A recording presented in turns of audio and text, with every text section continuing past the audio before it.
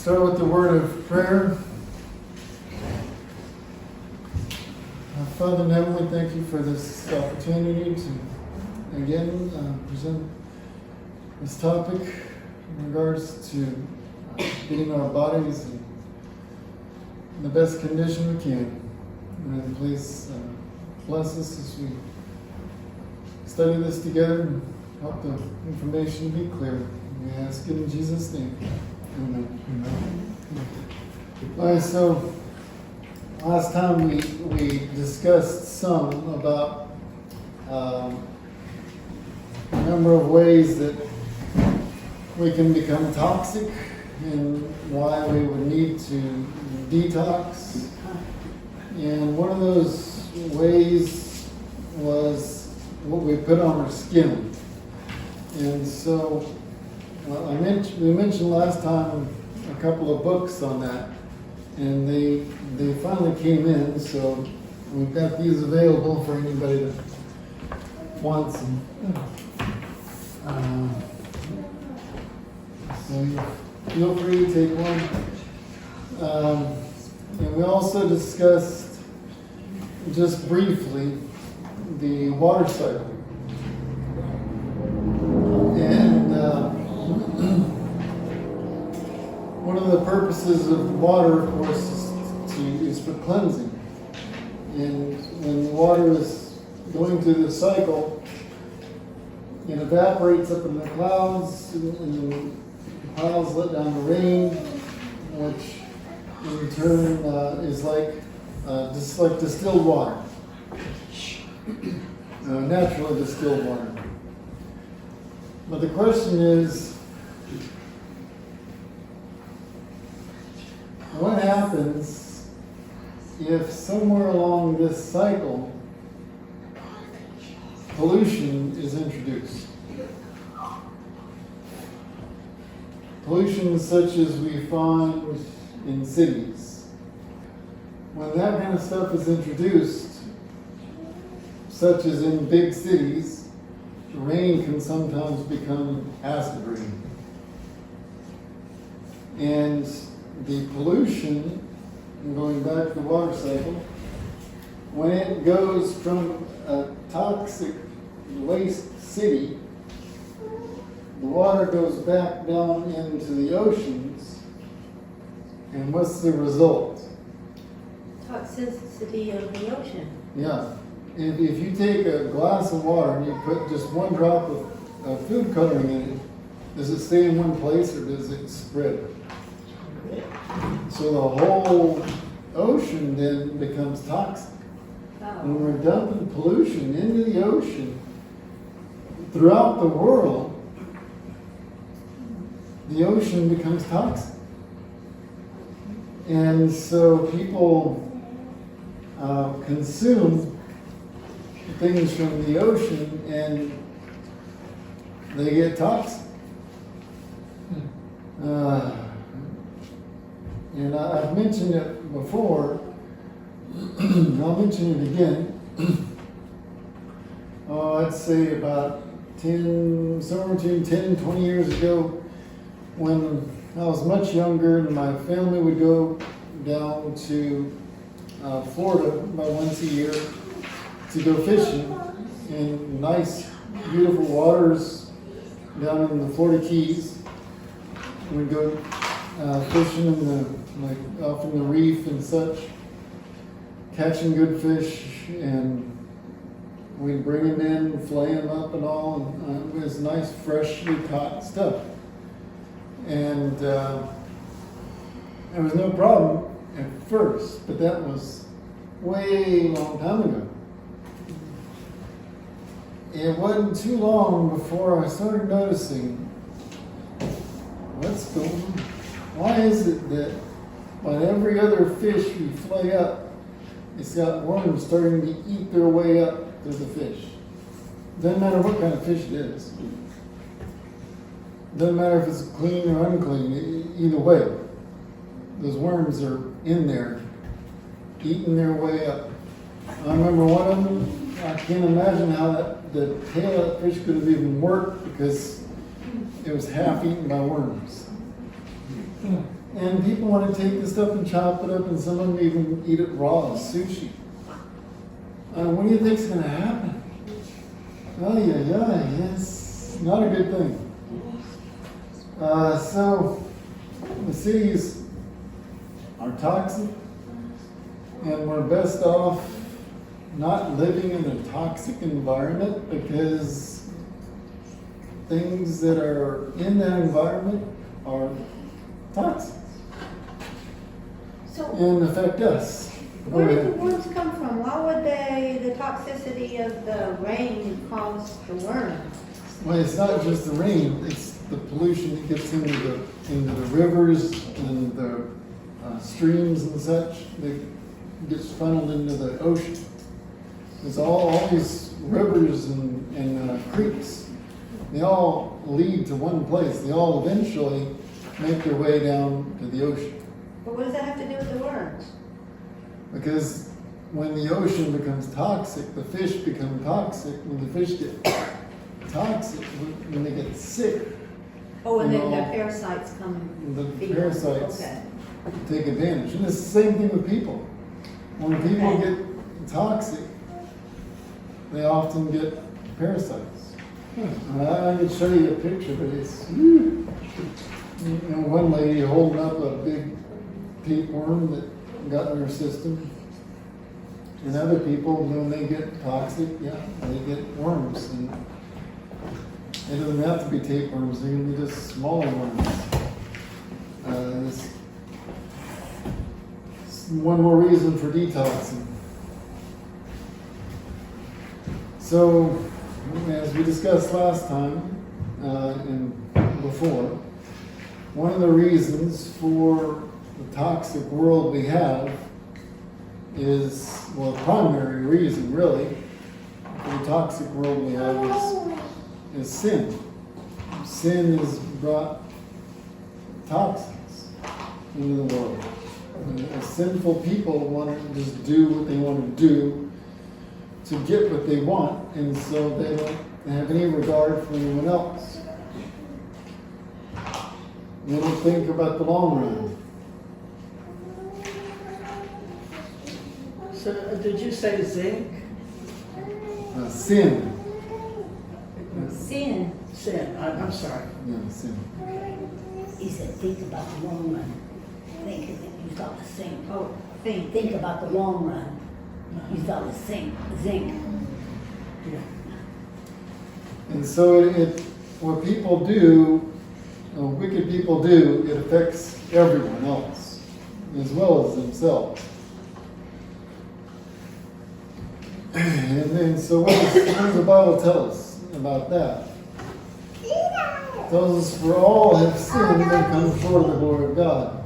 So we've all added in some way, shape, or form to the toxic world we have.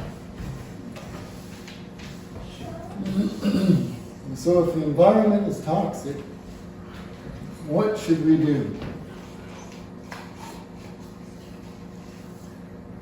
We should get out of it.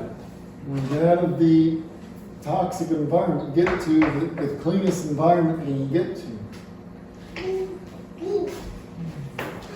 And we need to detox. So sin and toxicity go hand in hand. In order to avoid the burden of excess toxicity, we should choose as clean of an environment as we can in this world. Also, we've covered the fact that living in a sinful world and being of a sinful nature, we're naturally becoming toxic, and it's just good to regularly detox. And there are two forms of a detox that we need. One is physical and one is spiritual. And getting into an environment such as this, in nature, we can get the physical and we can even get some of the spiritual side, or at least have the opportunity to. Now, if a person was a New Ager or an atheist, they may wish to go for the physical cleansing, but avoid dealing with the spiritual, since the spiritual relates to the Bible. But since we're Christians, we won't take just the physical, we want the spiritual as well. But let's consider the physical aspect for a moment. If a person is filthy inside and out, how long do you suppose they last, or they can last, before their body finally breaks down from the burden that they've placed on it? How long do you think they can last? Well, for every person, it can be different. And it can be different based upon how much toxic matter they're exposed to or exposing themselves to. But probably not too long. But it's something to think about. And it also can depend upon a person's vitality. Now, as we know, this earth has been placed under a toxic burden for centuries, even several millennium. God gave this world one baptism already, but that was a long time ago. Our world is overdue for another baptism. But this next one won't be a baptism of water. As we were promised, I do set my bow in the cloud, and it shall be for a token of a covenant between me and the earth. Genesis 9:13. The next detox for the earth will be a baptism by fire. As the scriptures say, the world that then was in Noah's day, being overflowed or submerged with water, perished. It was cleaned up. But the heavens and the earth, which are now this world, our environment, our home, by the same word are kept in store, reserved unto fire against the day of judgment and perdition of ungodly men. So as Christians, we can't escape the fact that our world is dying due to a toxic burden that we, the people, have placed upon it. Even the rocks are recognizing that fact and are crying out. The question is, what are we doing to prepare for that day, that fiery day? As Christians, if we are faced with such a monumental question or concern, what should we do? Naturally, turn to God. Open His letters of instruction to us. In other words, our Bibles. And what clues or answers does the Bible give us? Well, we'll find in Daniel chapter 3, verses 8 to 25, a clue. Now, without reading all the details, let me summarize so we can get to the main point. This image here shows us the picture of Nebuchadnezzar with the three Hebrews, Hananiah, Mishael, and Azariah. And he's threatening to throw them into the fiery furnace because they won't bow down the false god that Nebuchadnezzar set up. Well, these three Hebrews who stood in the furnace with Jesus, we'll find that in verse 25, were called out, and they walked out of the fire without being harmed, without being burned. At this point, all present saw the men upon whose bodies the fire had no power, nor was any hair of their head singed, neither were their coats changed, nor the smell of the fire, had passed on them. And that's Daniel 3, verse 27. As we just discussed, another fiery trial is coming, but this time it's going to be on a much larger scale, a worldwide scale. How can we prepare to stand like these three Hebrews without being adversely affected? What was their secret to success? How did they do it? They passed the first test. And what was the first test? We find that in Daniel chapter 1, verse 8. And Daniel and his companions, these three Hebrews, decided they would not intoxicate themselves by eating and drinking of the king's food and drink. We'll find that in verse 8. So what did they then eat or drink in place of the king's food and drink for the 10-day challenge? They asked to be given pulse to eat and water to drink. That's verse 12. So why not wine or soda? Well, because it's intoxicating. And water cleanses. But what is pulse? According to the Strong's Concordance, it's vegetables. In order to stand in the fiery furnace, these men had to first stand for principle, deny themselves of worldly food, and eat and drink only those things that would not intoxicate the body. What was the result at the end of the 10 days? At the end of the 10 days, their countenances appeared fairer and fatter in flesh than all the children which did eat of the portion of the king's meat. In Daniel 1:15. So what was the first test in regards to that Adam and Eve had failed? Also had to do with food. Appetite. And what was the first test regarding Christ in the wilderness temptation? Also had to do with food, appetite.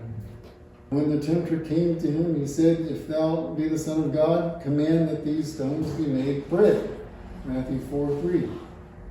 So if the indulgence of appetite led Adam and Eve being expelled from the Garden of Eden, if appetite was the first test for Christ in the wilderness, and if appetite was the first test Daniel and his companions successfully passed to be able to stand the fiery trial to come, then don't you think it's an important test for Christians today?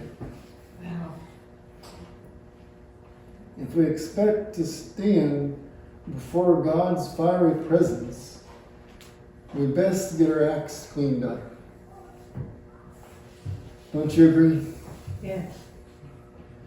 How can we prepare for heaven without considering their story?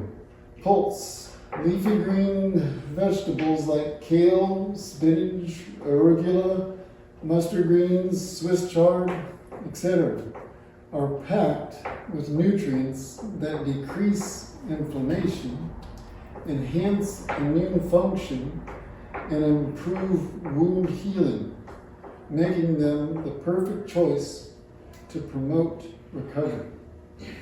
Leafy greens are high in vitamin C, magnesium, manganese, folate, and provide other vitamins such as vitamin A and etc., all of which are essential for immune function and overall health. In fact, research shows that certain polyphenols, including the antioxidant quercetin, that are concentrated in green leafy vegetables may help suppress the production of inflammatory proteins like TNF alpha. And here's the article on that. So one of the elements in the green leafy green vegetables is chlorophyll. It's a natural compound present in green plants that gives them their color. It helps plants to absorb energy from the sun as they undergo the process of photosynthesis. This nutrient is present in green vegetables and other plant-based foods like algae. The greener the vegetable is, the higher its chlorophyll content. Chlorophyll in plants is a fat-soluble compound that has antioxidant properties. And here's some interesting info on chlorophyll. Hemoglobin and chlorophyll have a similar structure, as you can see here. The main difference is that hemoglobin is built around iron, whereas chlorophyll is built around magnesium. The primary function of hemoglobin is to transport oxygen from the lungs to other parts of the body. Hemoglobin is composed of 4 elements: carbon, hydrogen, oxygen, and nitrogen. All 4 are organized around iron. Chlorophyll is composed of the same elements, which are organized around magnesium. Chlorophyll helps do the job of hemoglobin when ingested. It promotes a healthy circulatory system, cleanses the body, increases the number of red blood cells, and therefore increases oxygen throughout the body. In other words, chlorophyll helps build hemoglobin. This is exactly what our sickle cell babies and others need to build hemoglobin. Now, the longer chlorophyll boils. If you cook your vegetables, for instance, some people are going to wonder, well, what if I cook my vegetables? Am I going to still get my chlorophyll? Well, the longer it boils or it's cooking, the more its molecular structure changes, and the less benefit you get from it. And the way it changes is the magnesium atom, which you see there in the middle, it's replaced by a hydrogen atom. But there is a way to help prevent this or decrease it. Acid water has more hydrogen ions than alkaline water. And you might be wondering, well, what is alkaline? I have a question. Yeah. You said that if the chlorophyll in plants is boiled, the magnesium is replaced by hydrogen. Okay, Yeah. but what if it's baked? What if it's... Same thing, any cooking. Okay, so Yeah, it's any gonna- type of cooking Yeah. would cause that to happen. Yep. Any And cooking would do what? Any cooking would do what? I didn't hear. any cooking is going to replace the magnesium with hydrogen, and thereby making the chlorophyll either ineffective or not nearly as effective as if it was raw. So you're wanting it raw. Okay. Now, one way to get around or avoid as much of the damage to the chlorophyll as possible when you're cooking is to use alkaline water.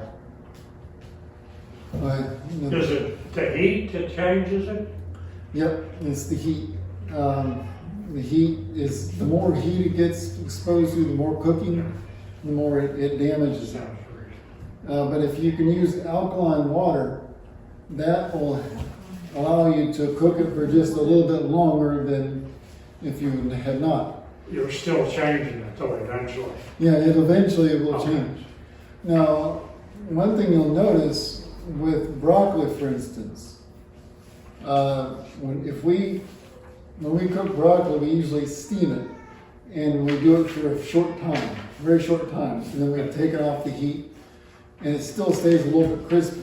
But if it cooks too long, just a few minutes too long, the color changes That's true, it turns dark. because the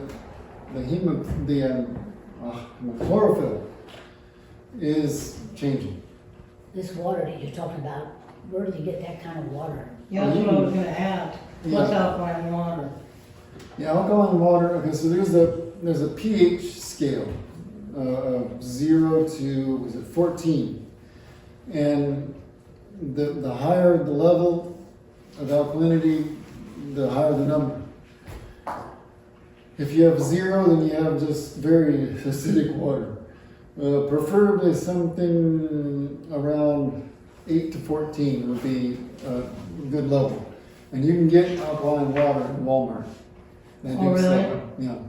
How about regular spring water, like IJ spring water? You'd have to have it tested for See what the pH level pH is. levels. Yeah.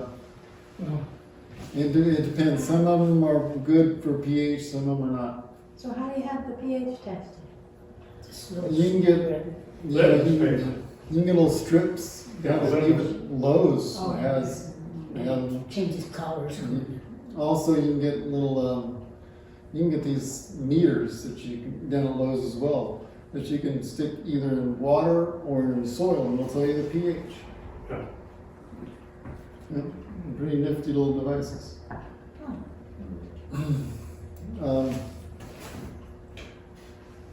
Let's see. One interesting factor about chlorophyll is scientists once took some lab rats, and they said, what happens if we pull all the blood out of these rats and give them a transfusion of chlorophyll? What would happen? Because it's really close to blood. It's so very close. Yeah. They become anemic. Well, they actually lived. Yeah. They lived for a certain period of time, but yeah, they were with lacking iron iron. deficiency. Exactly, lacking some iron. And so eventually they died. But they did live for a short period of time with chlorophyll in their blood. So it just goes to show that chlorophyll is incredible stuff. I mean, if you want a blood transfusion, this is the way to go. But then the question is, how do we get it? And how do we get it in a concentrated form? That's where juicing comes in. But then you're gonna wonder which juicer is the best Something like that. for that process. Well, here's another thing that's missed by many people. A lot of people like to use these kinds of juicers, but those three have one common problem. Like this top here, you see, it spins like this. It's a centrifuge type of system. What happens to blood when you put it in a centrifuge system? It separates. Separates. You're ruining your chlorophyll. Huh. Yeah, it's going to ruin your juices, and they've tested it. Scientists have tested it, and they've That's it. determined that the nutrient content, the absorbable nutrients that is produced by these versus these two over here is far less. You get more nutrients from these two on the right than you would these three.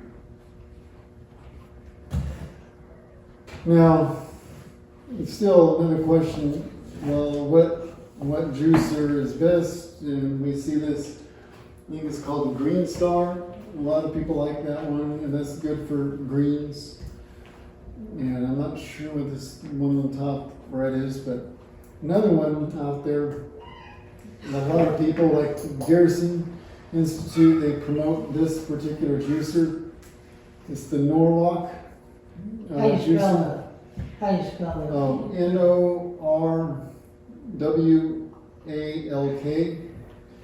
And I'll tell you now, when we did our first mission trip to Russia, we used this one, a Champion juicer. This one right here, in fact. We used that one along with a juice press. And it was good, but using a juice press with that thing, oh boy, it wore my arm out. Whew, it was tough. And it heats up pretty bad when you're using it, especially for doing greens. Now they've modified it since then, come out with this one here. And that one does better with greens than the first model, which was this. But it's still kind of difficult because it doesn't get as much out. Now the Norwalk, the way this works is you put your stuff in here and it gets ground up and spit out here. You then take it and you put it in cloth, in this special type of cloth. And you place that in this tray here. And then there's a switch on the side that lifts the hydraulic press up and it presses out all the juice. So if you want to get the most juice out of your produce, this is the way to go. The trouble is, it's expensive. It's the best juicer worldwide. In fact, when we went to Russia the second time, I took this thing with me. And as you know, over there, they have a different electrical system than we have here.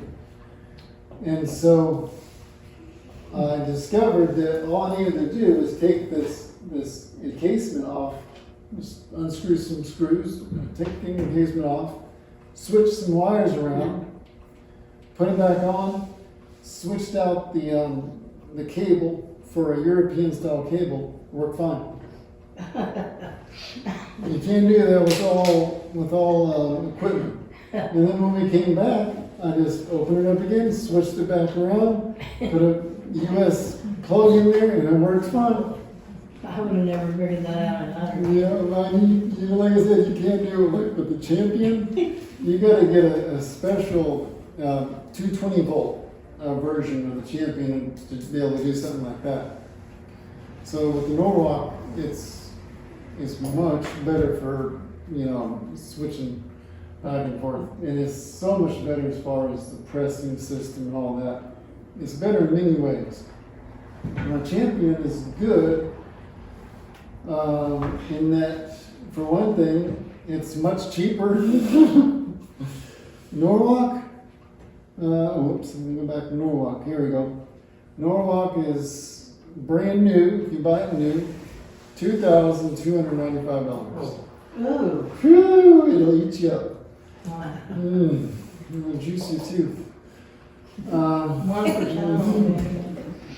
The Champion is much less expensive, but I don't suggest buying them used.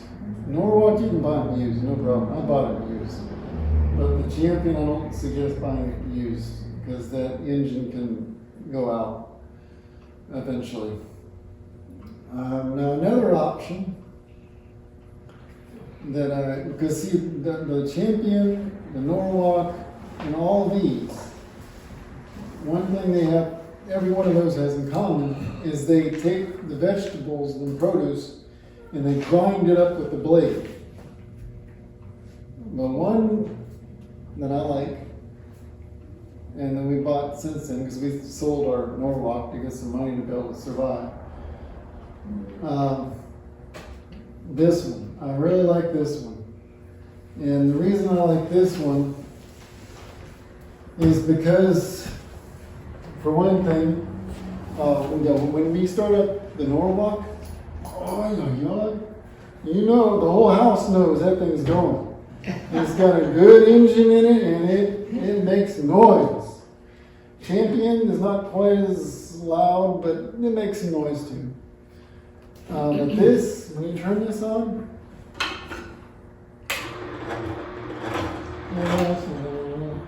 it's not loud at all. It's very quiet. What's the name on it? This is the Omega. Okay. And there's different models that they have. Some of them might be, later models might be a little bit better. But the way it works, unlike all those other juicers, this one, what it does is this. See, this thing brings all of the matter that you put in there. Let me put it back in here. It brings it all into this, and it presses out the juice. It masticates it like chewing, very similar to chewing. So it's much more natural in the way that it produces the juice than these other units that just grind it up with metal blades. This just chews it up, basically. And what comes out, of course, is going to be your pulp here and your juice here. And so we'll demonstrate here the juice, how to juice it. And what we buy usually, we always get organic whenever possible. We buy organic, like this is organic carrots from Walmart. Now, if you buy inorganic carrots,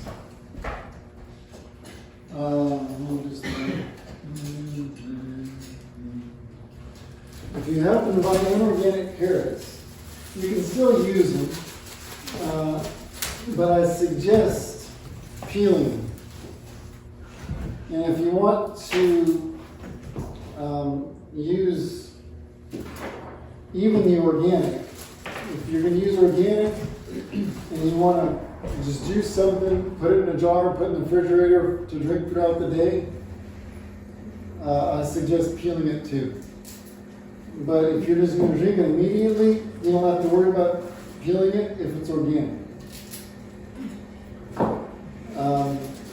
But for some reason, it needs to be peeled in order to preserve it longer, such as throughout the day.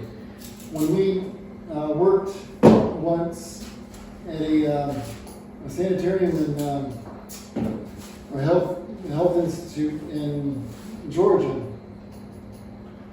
we would always peel the carrots, the organic carrots. We peel them and put them in jars for the people to use throughout the day, even until the next morning. It would be fine for 24 hours, but you really don't want to hold it more than 24 hours because the nutrients are going to be slowly diminishing, and it also tends to go bad after more than 24 hours.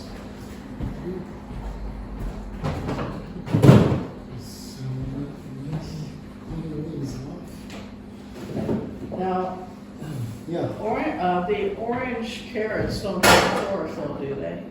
No, but we're using carrots too. I'll tell you that in just a moment. Let me clean this off. Yeah, we use carrots also because if we were to use straight spinach and you were to drink just straight spinach, for one thing, you might not like the flavor. Or kale, or any number of green leafy stuff. If you were to drink this stuff just straight, you probably wouldn't like the flavor much. Plus, you don't want to drink more than 1 cup at a time. It's so concentrated that it will make you sick if you drink more than 1 cup at a time. What is that you're putting in there with greens, What kale? I mean by sick is sick to your stomach. It'll upset your stomach. Yeah, we're just doing spinach. This is just spinach I'm doing at the moment. I'm just stuffing it in here and then we'll stir it up and show you how it works.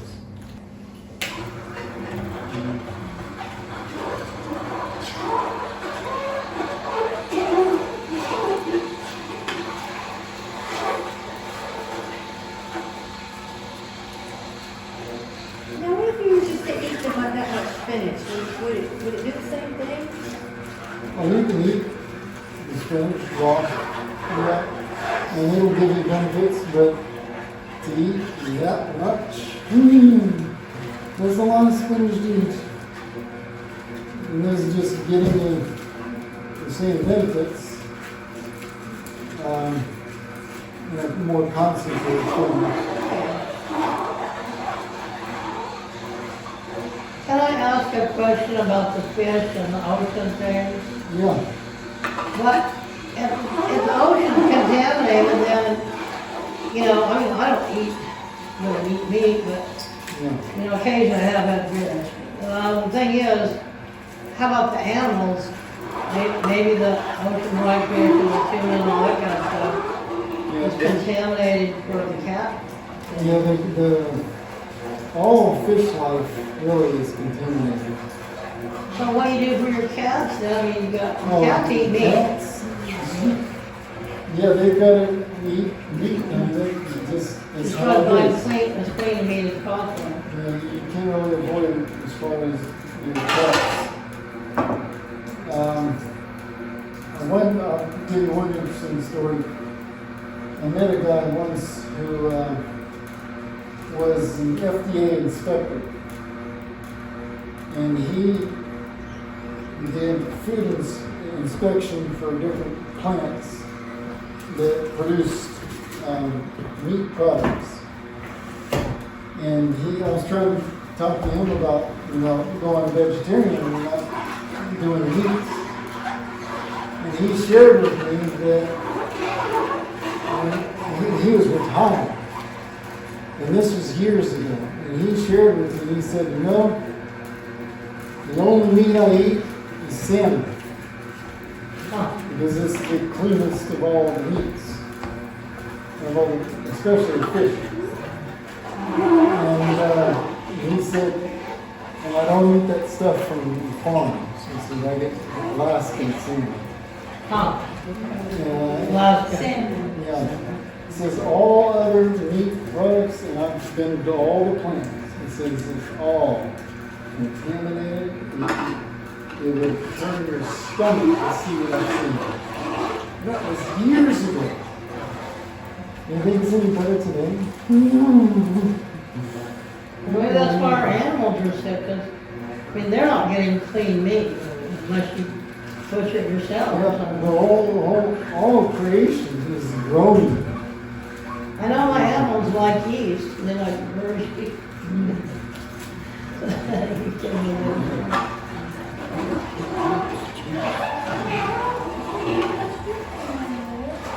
And look, we just we're almost finished doing this whole thing as far as the spinach. And look how much we have here. Not very much juice out of that whole deal. Yeah. So yeah, that's how much we got from there.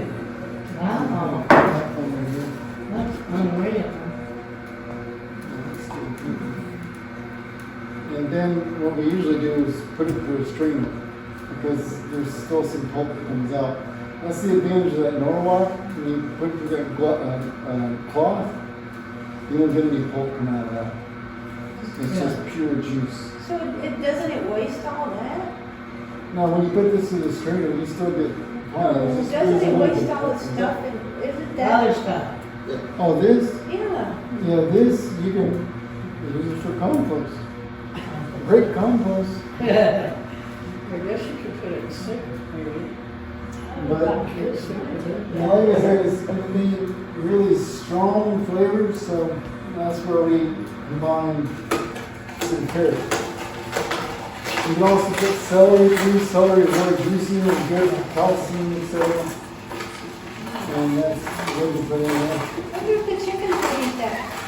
Yeah, you Probably probably would. would. And what I usually do is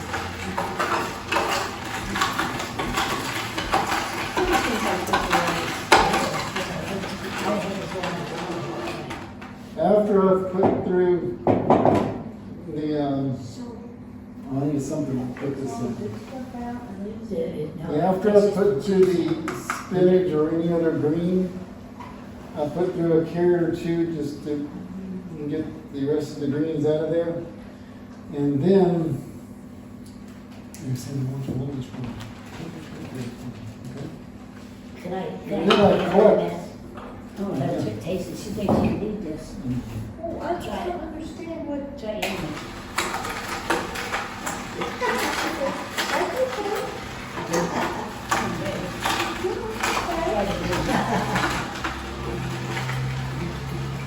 Chickens might not get it, huh?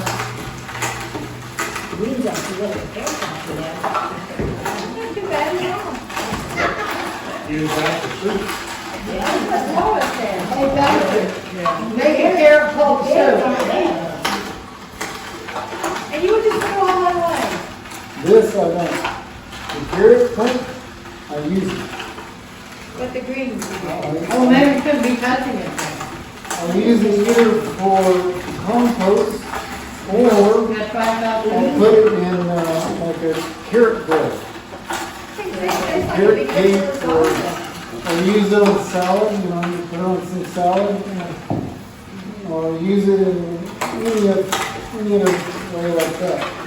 But if you have your own chickens, you probably eat it up fine. Or if you have a worm farm, when you're doing your own worm castings, the worms love it.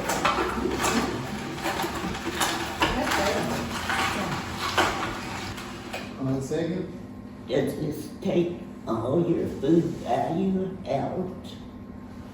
No, it doesn't take it all out. There's still some left. And like I say, if you have a juice press, you can get almost everything out of it. But if you don't have it, then you use it for carrot bread or on salad. Any creative way to come up with. We don't want to spill any. It's valuable. I know, right? I don't want to spill any more. I think he needs help.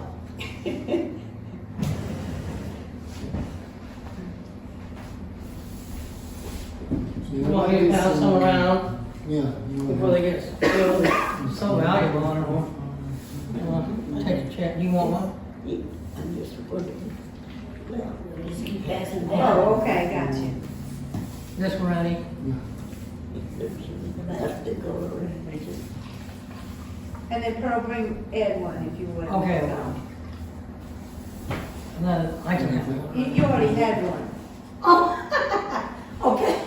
So that's what I said, just bring Ed. Okay. And then she needs one. Did you get one? We can pass I it down. need one more, 'cause- Yours is down there. Oh, we need one there. No, I'm gonna give one to Pastor. Yeah. There we go. There may be pulp in the bottom. You still because need I that. didn't have a Oh, strainer. there you go. Didn't have a strainer to strain it with. She got a Yeah, fish there's one an here. idea. Just to tell very well. Yeah. See, the carrots help. are sweet. Oh, yeah. They really help a lot. But here's, okay, so another it's good. advantage It's good, it's so good. of this juicer is She wants cleanup. some. Now, it's gonna be hard to show you from here, but And drink some of it. with many of the juicers, when you're doing the cleanup, it can take a while. She wants some of the juice. Now with this one, it's the quickest and easiest juicer I ever had to clean up. I just take it apart like this, Your daddy will make more. No, and I pop this out, you don't eat it this time. and then I just rinse this out, No, I'm just rinse saying these something. off, Yeah, scrub it with the brush, and it's done. Okay, and that's it. I'm done cleaning it out. thank you. And like, they give you this brush when you buy it Oh, to clean this part, because this gets clogged with pulp. And that's where the pulp gets, the juice gets pressed through. So you gotta clean out with the brush. But it's the quickest juicer I ever had to clean out. And Scott. the easiest to clean. Scott. Uh-huh. Well, there's one more. And one more thing, here's the website that you can go to get this juicer or one of the other models or variations. Well, this has been a champion, and this has been a champion, which is a possibility. And then here's the Omega, which is this model.